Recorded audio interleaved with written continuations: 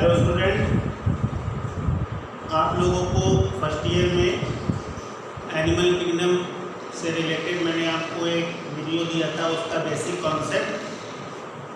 आज मैं आपको इस वीडियो के द्वारा एनिमल किंगडम में जो एनिमल प्रॉपर्टीज़ है और उसके कुछ स्पेसिफिक टर्म्स हैं जिनके बारे में आज मैं आपको डिस्कस कर रहा हूँ। ठीक है, तो ध्यान से आप इसको समझ लीजिए। देखिए, अगर हम एनिमल किंगडम की बात करते हैं तो जैसा कि आपको मालूम ही है कि एनिमल और प्लांट बहुत सारी बातों में क्या है, डिफरेंस है। लेकिन अगर हम बेसिक फंडामेंटल बात करें तो एनिमल में जो सेल वॉल है वो क्या होती है, एब्सेंट होती है। जो आउटर एनवेलप है सेल का इन एनिमल वो क्या कहलाता है, प्लाज्मा मेम्ब्रेन, जिसको हम लोग प्रोटोप्लाज्मिक लेयर या प्लाज्मा लेमा भी कहते हैं। ठीक है, नर्वस सिस्टम, एक्सक्रीटरी सिस्टम, ठीक है, डिफरेंट टाइप के जो सिस्टम हैं वो एनिमल्स में फुल्ली मैच्योर होते हैं। लोकोमोशन फुल्ली मैच्योर होता है। ठीक है, तो ये सब चीज़ें जो हैं वो उनको प्लांट से क्या करती हैं, डिफर करती हैं। ठीक, अब देखो इसमें कुछ पॉइंट्स हैं जिनको आप शॉर्ट वे में समझ लीजिए। जैसे हम लोग सबसे पहले बात करते हैं, नंबर 1 हम लोग बात करते हैं मोड ऑफ न्यूट्रिशन।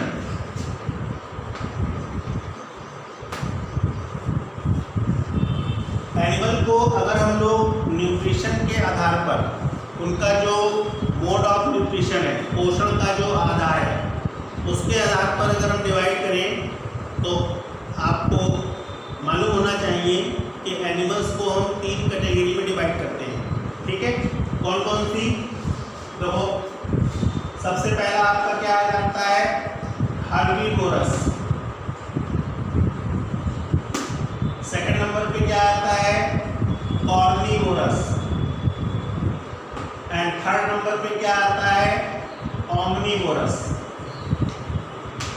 ठीक है, अगर हम इसको हिंदी में बोलें तो क्या हो जाएगा, शाकाहारी, मांसाहारी और सर्वाहारी। नाम से ही जाहिर है कि इनका मोड ऑफ न्यूट्रिशन क्या है। हर्बीवोरस प्लांट्स पर डायरेक्टली डिपेंड होते हैं, शाकाहारी होते हैं। एग्जाम्पल के रूप में आप ले सकते हैं, गोट हो गया, ठीक है, आपके काउज हो गई, बफेलोज हो गई, ठीक है, बहुत सारे एग्जाम्पल हैं, रैबिट हो गया, रैट हो गया, तो ये सब चीज़ें। कॉर्निवोरस में क्या है कि ये जो एनिमल होते हैं वो डिपेंड होते हैं इस पर, अदर एनिमल्स पर, यानी कि ये मीट को अपने फूड के रूप में एब्जॉर्ब करते हैं। क्लियर? और ओमनीवोरस वो कैटेगरी है जिसमें मिक्स्ड होते हैं, मिक्स्ड, यानी कि हर्बीवोरस और कॉर्निवोरस ये मिक्स्ड होते हैं, जो मोड ऑफ न्यूट्रिशन के अकॉर्डिंग इसमें यूज होते हैं। और इसमें कौन आता है, सबसे अच्छा एग्जाम्पल क्या हो जाएगा, हम लोग, यानी कि मनुष्य। मनुष्य में तीनों कैटेगरी के लोग मिलते हैं, हर्बीवोरस भी मिलते हैं, कॉर्निवोरस भी, ओमनीवोरस, तीनों कैटेगरी के लोग मिलते हैं। ठीक है, बात समझ आई? तो अगर हम मोड ऑफ न्यूट्रिशन की बात करेंगे तो मोड ऑफ न्यूट्रिशन में ये 3 कैटेगरी आती है, शाकाहारी हर्बीवोरस, मांसाहारी कॉर्निवोरस, ओमनीवोरस सर्वाहारी। क्लियर हो गई बात, समझ आ गई? उसके बाद हम लोग दूसरी बात करेंगे, नेक्स्ट पॉइंट है आपका level of organisation. Second point आपका हो जाएगा लेवल्स ऑफ बॉडी ऑर्गेनाइजेशन।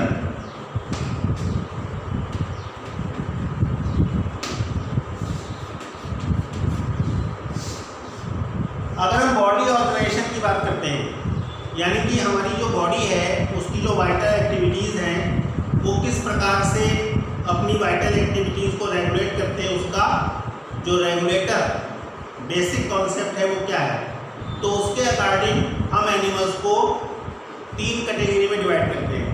अब वो कैटेगरी कौन कौन सी हैं, देखो, पहली आपकी होती है क्या, सेलुलर। पहली जो कैटेगरी है वो आपकी क्या है, सेलुलर। अब सेलुलर में जितनी भी लिविंग एक्टिविटीज़ हैं, जितनी भी वाइटल एक्टिविटीज़ हैं, वो सारी की सारी कोशिका के द्वारा क्या होती हैं, रेगुलेट होती हैं। यानी कि इसमें जितनी भी आपकी जैविक क्रियाएं हैं उनका संचालन जो होता है वो किससे होता है, कोशिकाओं के द्वारा। इसमें टिश्यूज फॉर्म नहीं होते हैं, यानी कि कोशिकाएं जो होती हैं वो अपना जो वर्क है वो ग्रुप लेवल पे, मॉस लेवल पे नहीं करती हैं। इनका जो फंक्शन होता है वो इंडिविजुअल होता है। और इसका सबसे अच्छा एग्जाम्पल जो है वो आपका आता है क्या, स्पंज।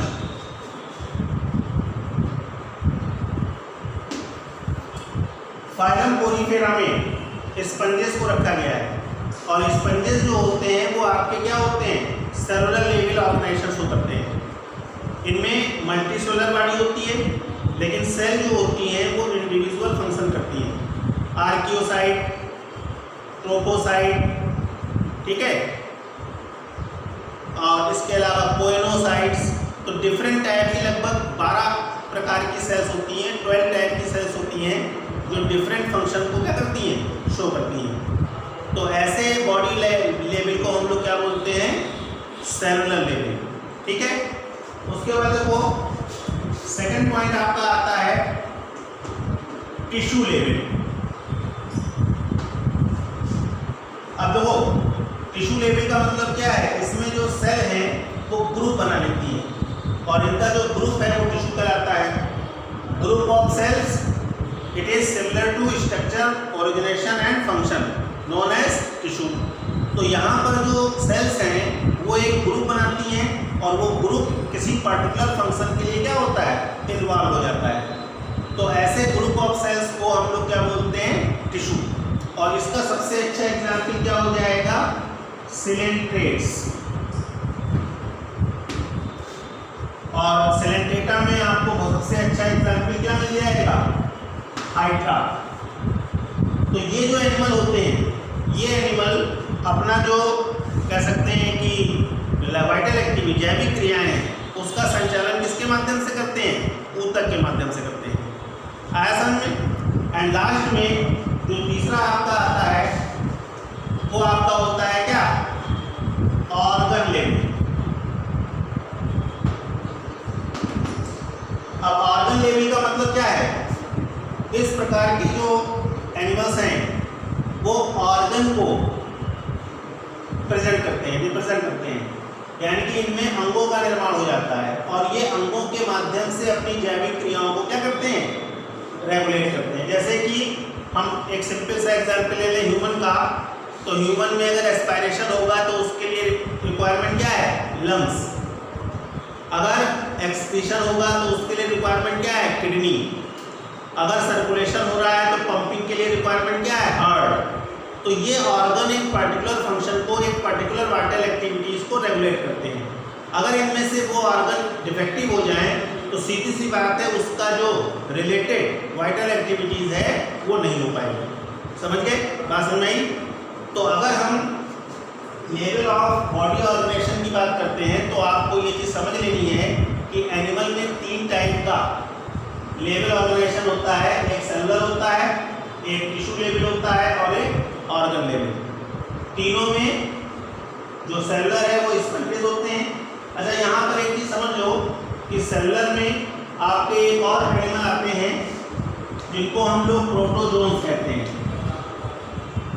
और प्रोटोजोन्स में आपके अमीबा, पैरामीशियम ये सब आते हैं।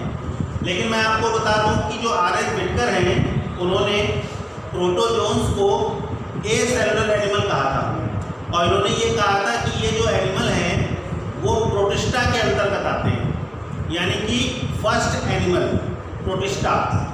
तो इसलिए इनको इस ग्रुप में या इसके साथ हमने आपको नहीं बताया, लेकिन ये भी सेलुलर लेवल ही शो करते हैं, बट इनमें एक ही सेल पूरी बॉडी को क्रिएट करती है। समझ गए, क्लियर बात समझ आ गई। तो सिर्फ 10 सेकंड के लिए आप इसको एक बार देख लो कितने लेवल होते हैं, फिर मैं आपको बताता हूँ।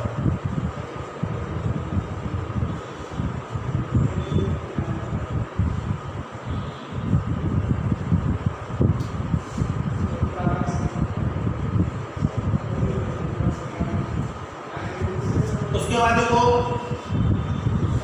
फिर हम लोग तीसरी बात करते हैं,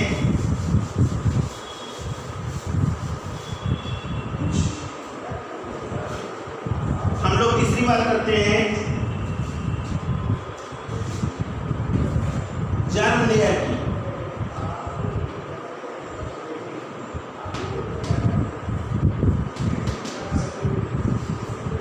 जननिक स्तर, इसको जनन स्तर भी कहते हैं। देखो एम्ब्रियोनिक डेवलपमेंट के समय जो एम्ब्रियोनिक लेयर होती है वो जर्म लेयर कहलाती है, और ये एम्ब्रियोनिक लेयर जो होती है वो फ्यूचर में जितने भी आपके ऑर्गन्स होते हैं उनको डेवलप करती है। समझ गए? अगर हम इन जर्म लेयर की बात करते हैं तो ये जर्म लेयर 3 प्रकार की होती है, एक्टोडर्म, मीसोडर्म और एंडोडर्म।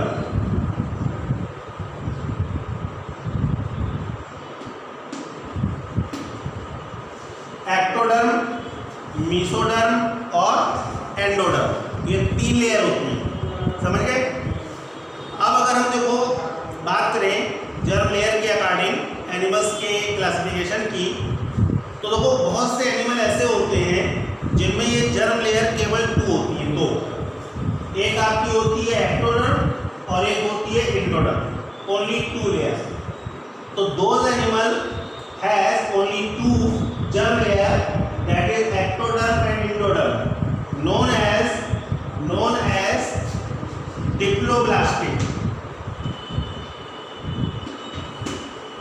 यह आपका पहला पॉइंट होगा, डिप्लोब्लास्टिक। समझ गए? ऐसे जंतु जिनमें जनन स्तर कितने होते हैं? 2। एक आपका होता है एक्टोडर्म, एक होता है एंडोडर्म। तो ऐसे जो एनिमल हैं उनको हम लोग क्या बोलते हैं? डिप्लोब्लास्टिक। और इसमें एक्टोडर्म जो होती है वो बाहरी लेयर बनाती है और एंडोडर्म जो होती है वो भीतरी लेयर बनाती है। मीसोडर्म जो होती है वो नहीं पाई जाती, एब्सेंट होती है। इन एनिमल्स में आपके 2 एग्जाम्पल आते हैं, एक तो तुम्हारा आता है स्पंज और दूसरे क्या आते हैं? सिलेंट्रेट्स। अब ये दोनों ही जो ग्रुप हैं एनिमल्स के, इनमें सीलोम नहीं पाई जाती, तो इसीलिए हम लोग इसको दूसरे शब्दों में क्या बोलते हैं? एसीलोमेट। एसीलोमेट यानी कि जिसमें देह हुआ का क्या हो? अभाव हो, सीलोम एब्सेंट हो। समझ गए? अब इसी का उल्टा, जिसमें एक्टोडर्म, मीसोडर्म और एंडोडर्म तीनों लेयर प्रेजेंट होंगी, तो उस एनिमल को या वैसे एनिमल जो है वो आपके कहलाएंगे नंबर 2 पॉइंट, क्या बोलेंगे इसको? ट्रिप्लोब्लास्टिक।